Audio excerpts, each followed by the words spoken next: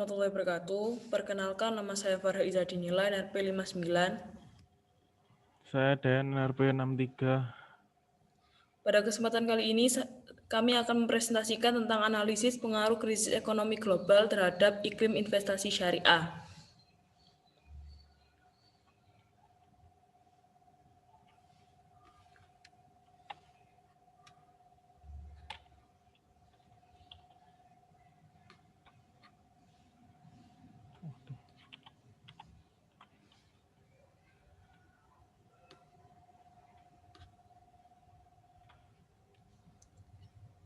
Kemunculan pandemi virus COVID-19 memberikan begitu banyak pengaruh terhadap berbagai sektor.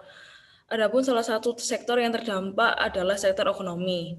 Sementara saat ini UMKM menjadi sektor yang terpukul secara langsung dari dampak virus COVID-19. Hal ini terjadi karena penurunan dari daya beli masyarakat yang signifikan saat terjadi pandemi virus COVID-19. Next. Berdasarkan data dari IMF, pada tahun 2020, pertumbuhan GDP Indonesia menunjukkan bahwa sebanyak 4,5% dibandingkan dengan tahun 2019. Hingga pada tahun 2020, pertumbuhan GDP Indonesia hanya berada pada angka 0,5%. Jadi pada saat ini, Indonesia mengalami penurunan hingga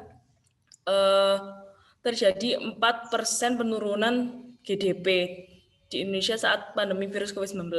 Dalam setahun terakhir, tingkat pengangguran bertambah hingga 60.000 orang. Pemutusan hubungan kerja berdampak pada pengangguran, kesulitan mencari pekerjaan, dan peningkatan kemiskinan masyarakat. Next. Melihat dampak ekonomi akibat mewabahnya virus COVID-19 ini, maka pemerintah perlu mengambil langkah yang paling efektif untuk menjaga perekonomian Indonesia agar tetap stabil.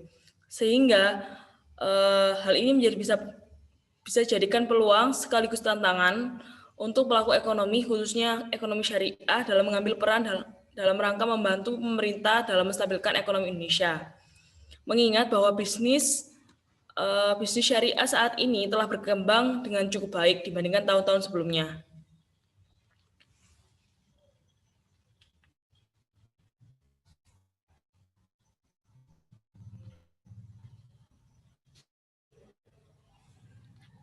Dampak penyebaran COVID-19 terhadap aktivitas ekonomi dan bidang bisnis di Indonesia.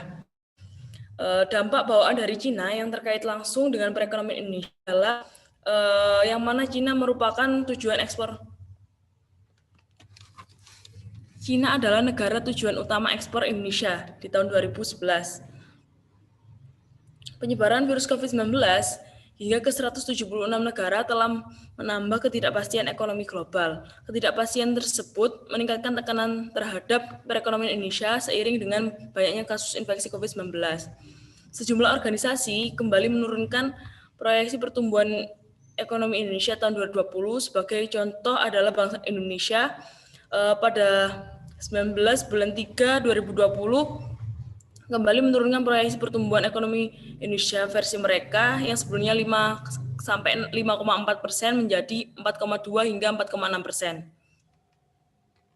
Next. Selanjutnya aku, Mbak. Selanjutnya tantangan ekonomi syariah dari dampak pandemi COVID-19. Yang pertama, turunnya permintaan terhadap produk-produk bisnis syariah.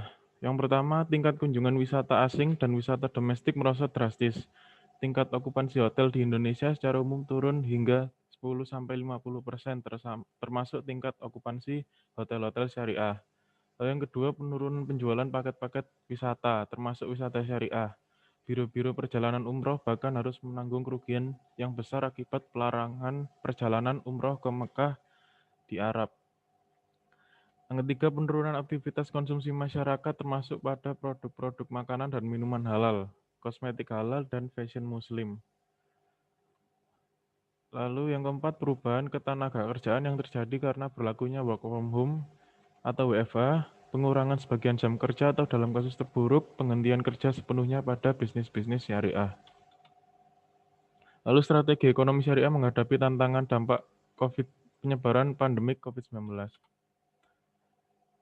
Para pelaku ekonomi dan bisnis syariah harus menunjukkan empati dan solidaritas kepada pemangku kepentingan seperti yang pertama memberi kelonggaran WFH atau work from home kepada karyawannya. Yang kedua, memberikan layanan terbaik kepada para pelanggan dalam batas-batas yang memungkinkan. Dan ketiga, penggunaan teknologi adalah solusi terbaik untuk membantu roda perekonomian bisnis tetap berjalan, seperti otomasi pembukuan untuk UMKM. Lalu tindakan untuk bertahan pada krisis ekonomi pada bisnis syariah. Yang pertama, dibuatnya strategic team alignment untuk membantu perusahaan bertahan. Yang kedua, mengembangkan bisnis continuity plan demi mengamankan revenue saat ini atau mencari peluang bisnis baru serta mengoptimalkan biaya. Yang ketiga, pembentukan krisis management office sangat krusial karena perusahaan perlu mengeksekusi dengan sangat cepat melalui berbagai langkah terukur dan mitra yang tepat. Terima kasih, sekian presentasi dari kami kelompok 5. Mohon maaf bila ada salah kata.